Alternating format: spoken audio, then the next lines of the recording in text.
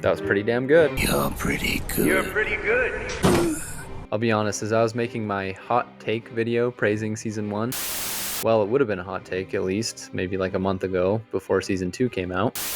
But as I was making my hot take video, I was totally expecting to make this video later and be a total smug asshole about how I was right the whole time and Castlevania Nocturne is a good series. So, was I looking into the future a little bit when I made my season 1 video?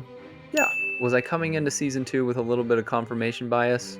Maybe. Was I hedging my bets by waiting so long to make the season 1 video? Listen, guys, the only reason it took that long for the video to come out is because I'm lazy.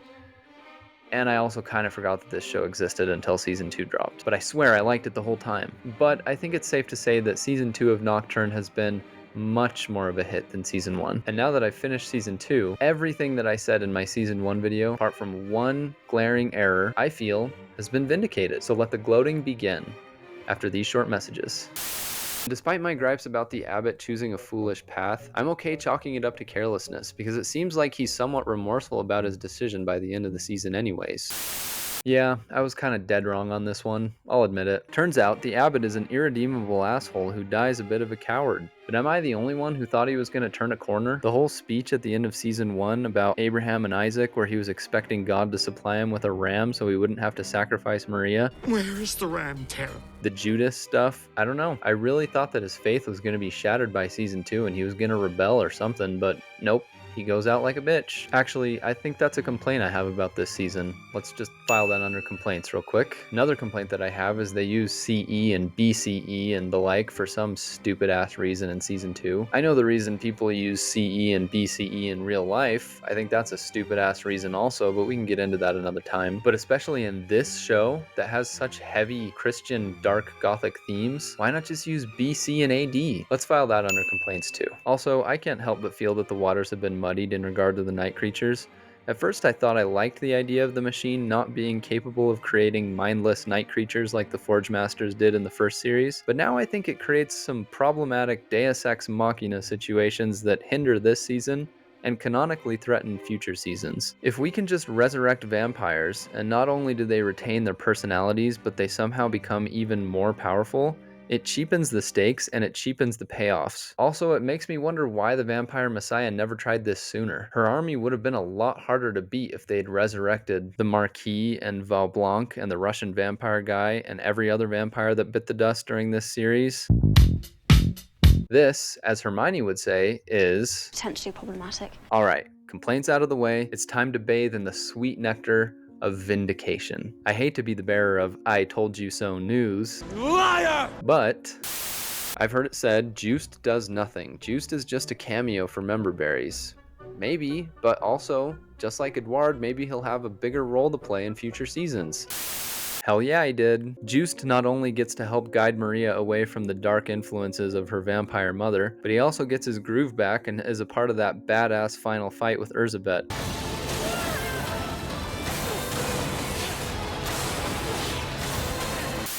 He plays an important role in the narrative, and I have a very strong feeling he'll be playing a much more important role in narratives to come. Yes sirree, he leads an uprising of the night creatures that haven't lost their souls. I've also heard it said, Richter is a bitch. Richter is a coward. Richter isn't masculine. Do you guys want to take that back now?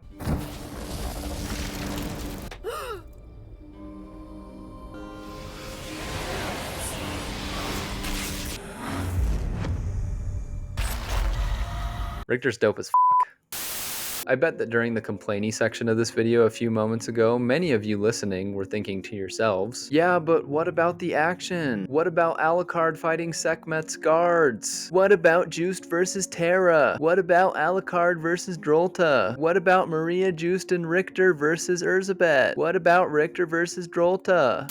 Remember what I said about style over substance. I can forgive some contrivance as long as you furnish me with some cool Castlevania fights. And guess what? These are some cool Castlevania fights. I think I've made my point clear. But just in case I haven't, Castlevania is a show in which style matters most. So now you're seeing it my way. Try to see it my way. That said, the issues that I mentioned in the last video and the issues that I brought up in this video, sans maybe the BCE versus BC bit, they aren't trivial problems, but the problems begin to not matter so much when the writing is competent enough to get us to the sick-ass fights. And once we see the sick-ass fights, our lizard brains are happy. All told, I'm really excited to see where they take this series in the future. I do have a few questions. And it brings up questions. But happily, all the questions excite me in some way.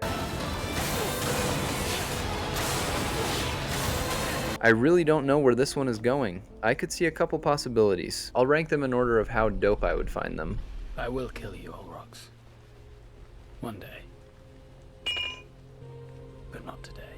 1, aka most dope. Richter doesn't really mean it, and he'll end up teaming up with Olrox. Maybe to fight Mizrak? Maybe Mizrak gets out of control and Richter and Olrox need to team up to take him out? Perhaps Olrox needs to help Richter with Old Man Coyote in some way, either to save Maria or kill Tara? I think in any case, a Richter-Olrox team up would be my #1 wish. Santa, please, I swear I'll be good this year if you can give us that. 2, aka second most dope. Richter will kill Mizrak, and then he and Olrox will get their big showdown.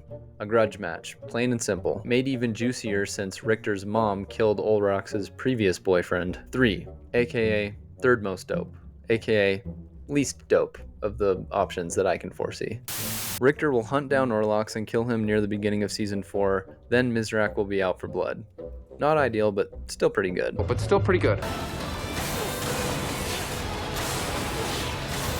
Is this guy supposed to be the devil? I've read conflicting reports on Old Man Coyote's role in mythology. Maybe someone can help me out in the comments. All I know is he definitely reminds me of someone when he smiles. And that someone definitely reminds me of someone else.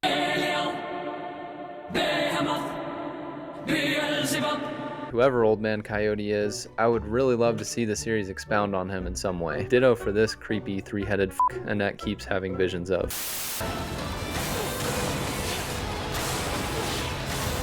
I know that in the game canon, Alucard and Maria have a little relationship.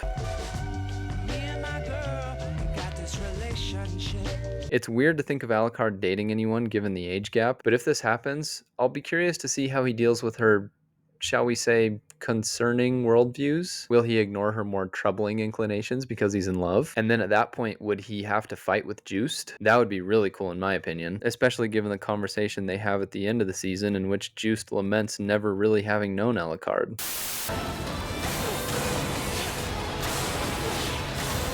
How will the gods continue to factor into this universe? Season 2 has obviously confirmed the existence of Egyptian and wider African gods in the continuity, so will we see the Judeo-Christian god at some point? What other pantheons might we explore? I'm a little apprehensive about this. It feels like it could easily turn into a can't put the genie back into the bottle type situation really quickly, but let's see. I loved the way it was handled in Season 2.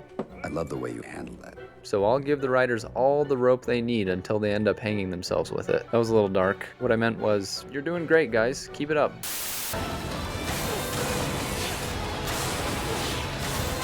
Great art direction, some interesting character moments, an expanded lore, Alucard is back, Juiced is kicking ass, and I cannot emphasize this enough. Sick ass fights. This season of Castlevania Nocturne has been a big success for me, and I simply must recommend that you give it a try. You're pretty good.